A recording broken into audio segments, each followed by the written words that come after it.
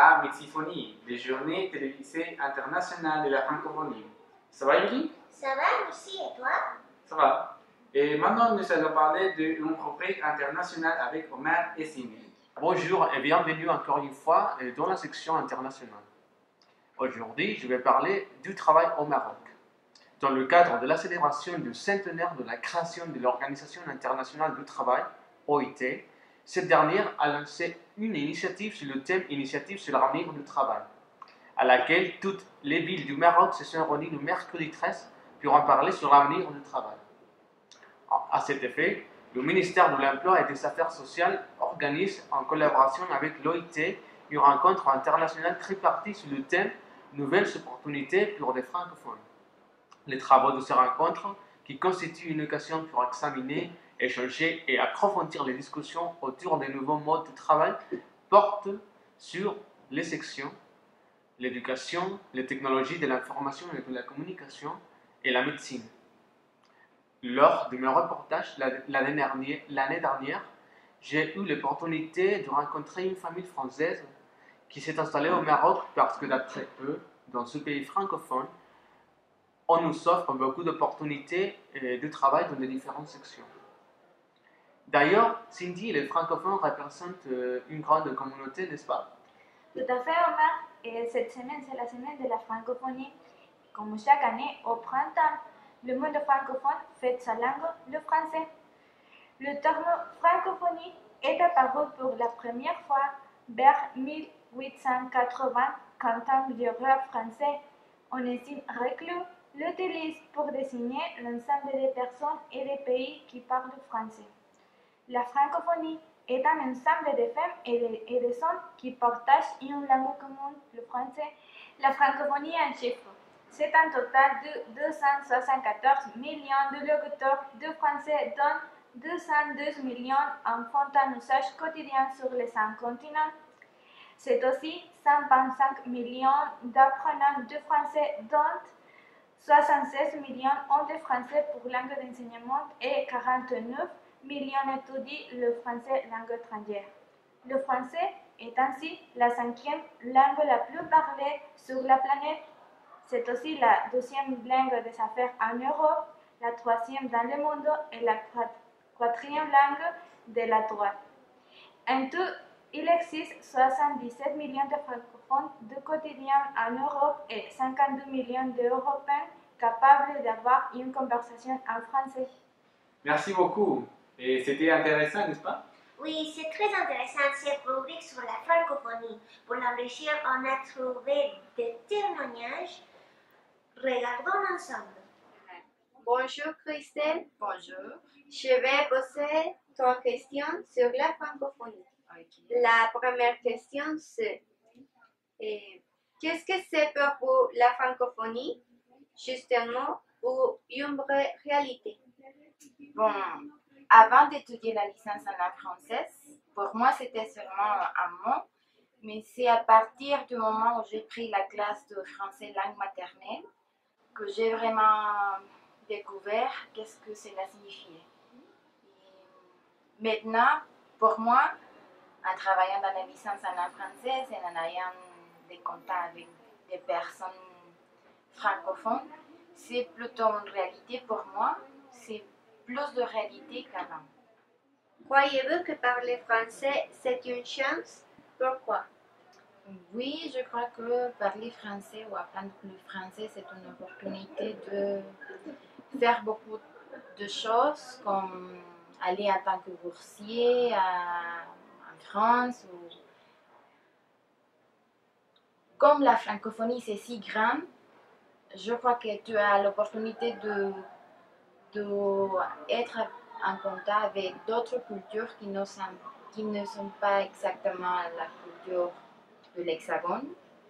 Et cela enrichit beaucoup ton expérience en tant qu'apprenant de langue seconde parce qu'il y a beaucoup plus de choses que seulement la langue. Et il y a beaucoup de cultures et des aspects culturels intéressants par rapport à la langue. Quels sont les aspects des cultures francophones qui vous plaisent le plus?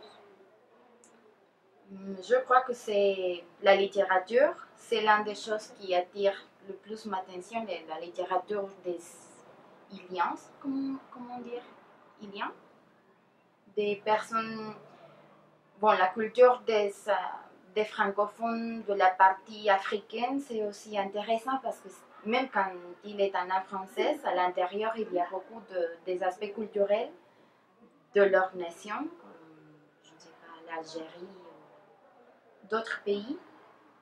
Et je crois que la façon de mettre le valeur de la langue, c'est différent à chaque pays. Ça, c'est aussi intéressant. Le pouvoir linguistique, les politiques, l'aménagement linguistique, c'est intéressant pour moi. Ok. Et merci pour ce témoignage, Christelle. Et très enrichissant qui nous a fait découvrir de manière plus intime la francophonie. Merci Monica pour ta présentation. Bah, on trouve que la francophonie n'est pas la même pour tout le monde. Oui, c'est exactement ça. Bon, en parlant de la francophonie, il ne faut pas oublier la langue. Regardons avec nos camarades. La langue française est aussi une langue créative. On a par exemple les bilingues. On va s'entraîner. C'est si ça connaissait si ça son. Un chasseur, sachant chasser, c'est chasser sans son chien de chasse. En parlant de la créativité de la langue française, nous avons les expressions avec les fruits et les légumes. Ah oui, elles sont des expressions très amusantes. On a par exemple J'ai la patate! avoir la patate, c'est-à-dire avoir l'énergie pour faire les choses. C'est un bon poire. Être une bonne poire, c'est-à-dire être une bonne personne. Oh, je tombe dans le pot.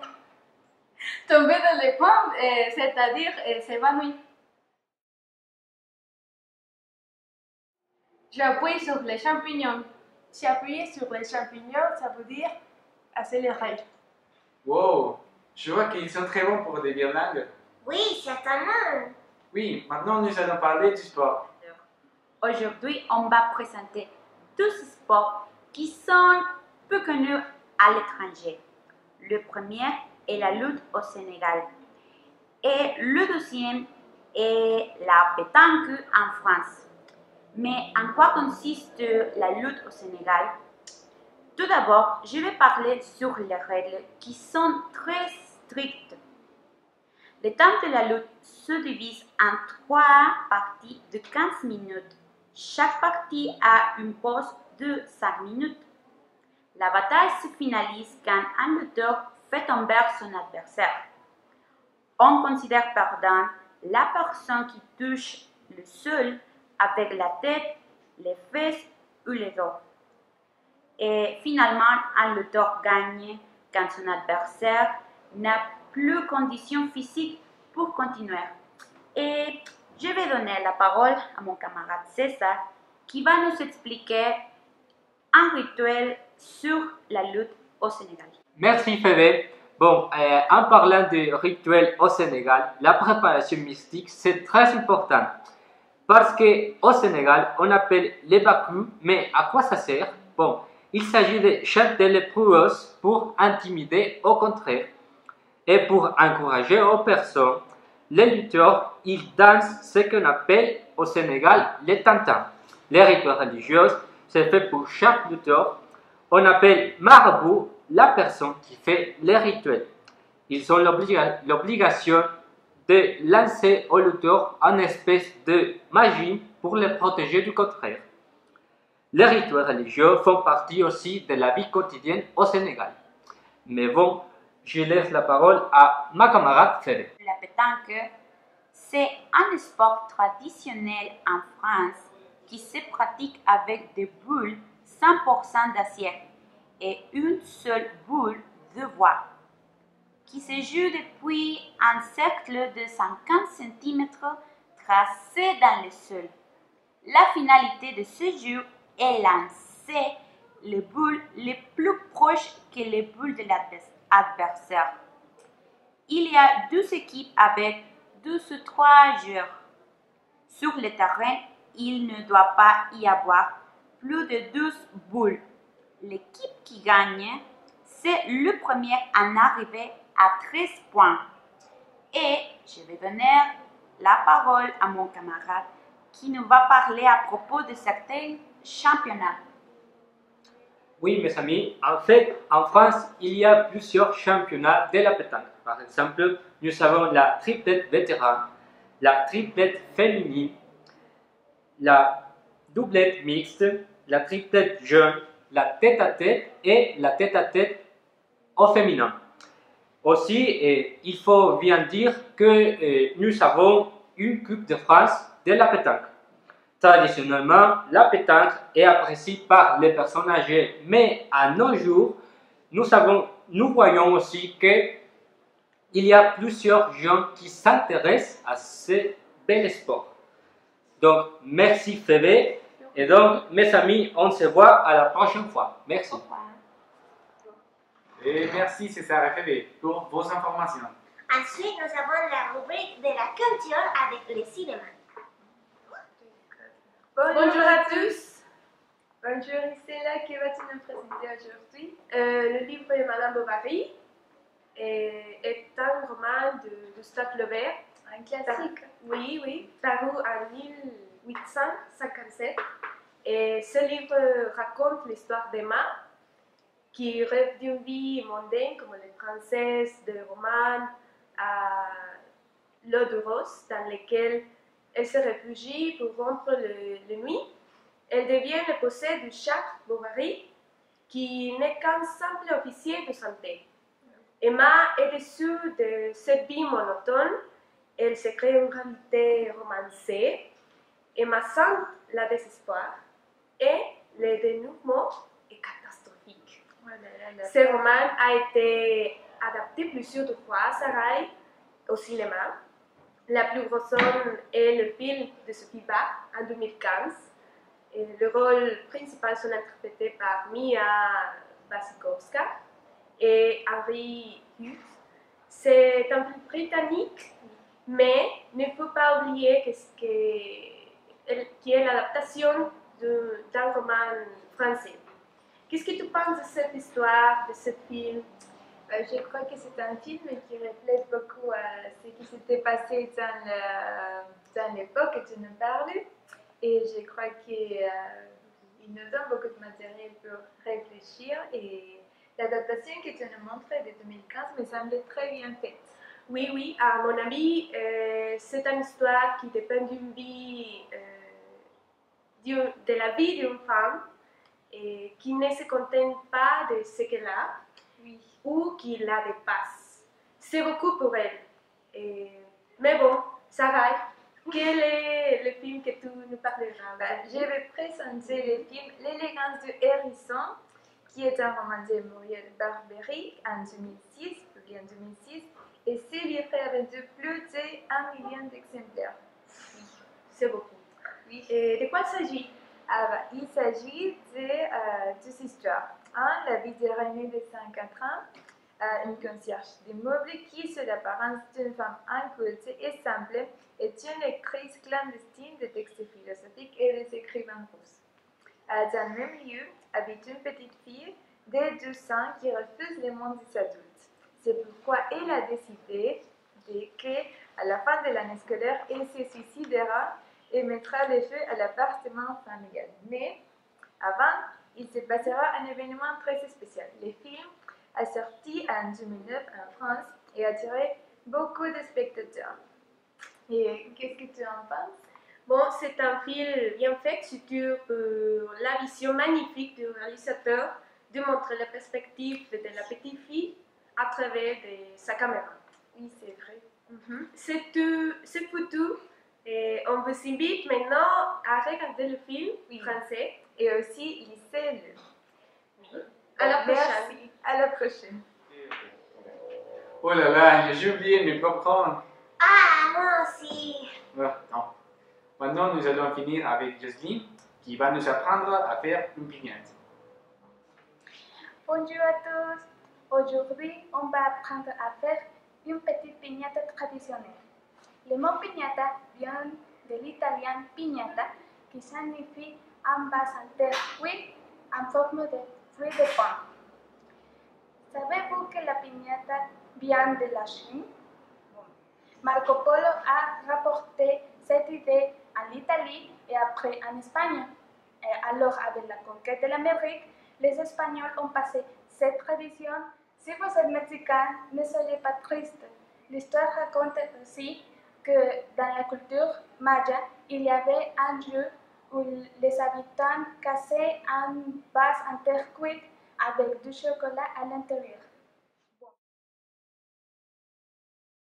Les matériels et des ciseaux, un ballon de numéro 7, un demi-mètre de cordon, une bouteille de colle, un bande adhésif, le règle, le crayon, les papiers, deux petits morceaux de vinaigre ou feuilles cristal, et papier de journal et papier de soie.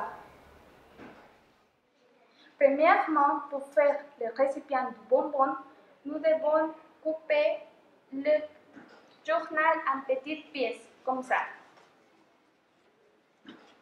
Deuxièmement, on va couvrir le ballon avec le papier et en utilisant la colle. Alors, on va laisser sécher et on a un ballon comme ça. Troisièmement, on va couper dans le ballon un trou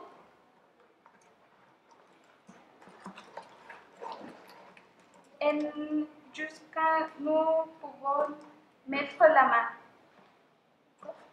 Et on va prendre le cordon et le mettre ici.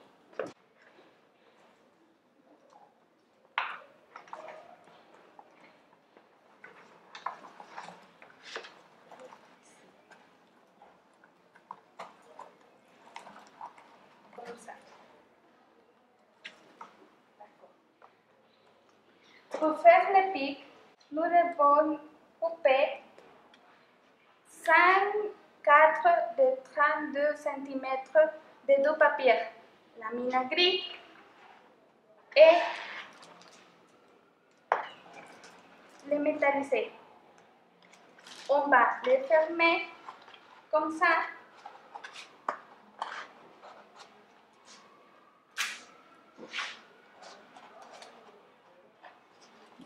Et les couvrir.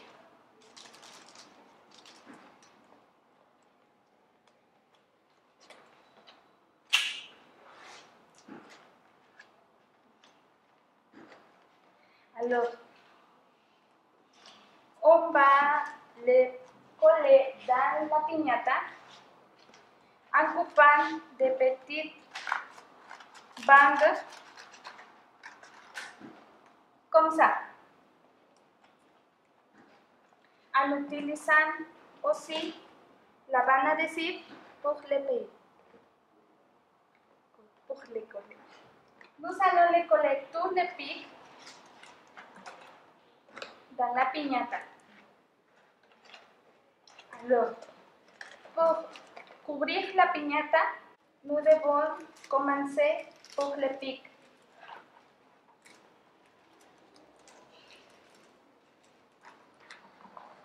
Pour le pic, nous devons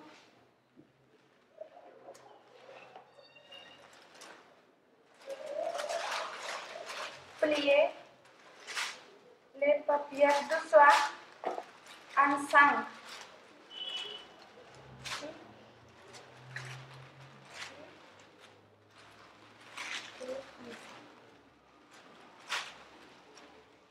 Et les couper en petites bandes, comme ça. Et seulement les coller dans les coins des pics.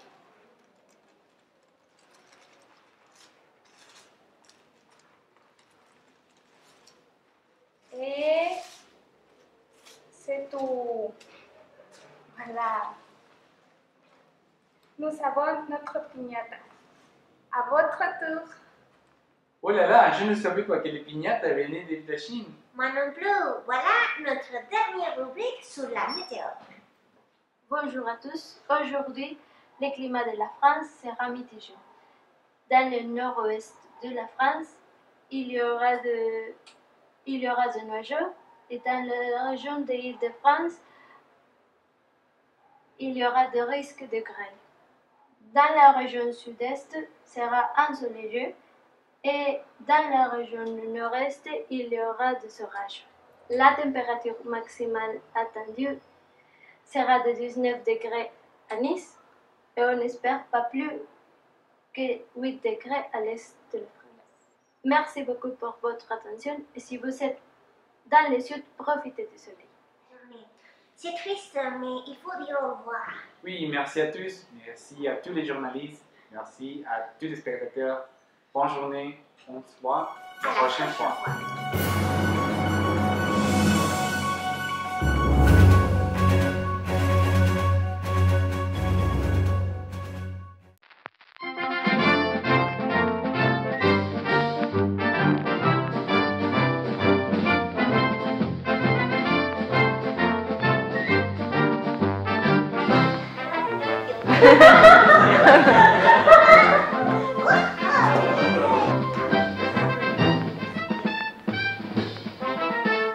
Ah, c'est bon ça?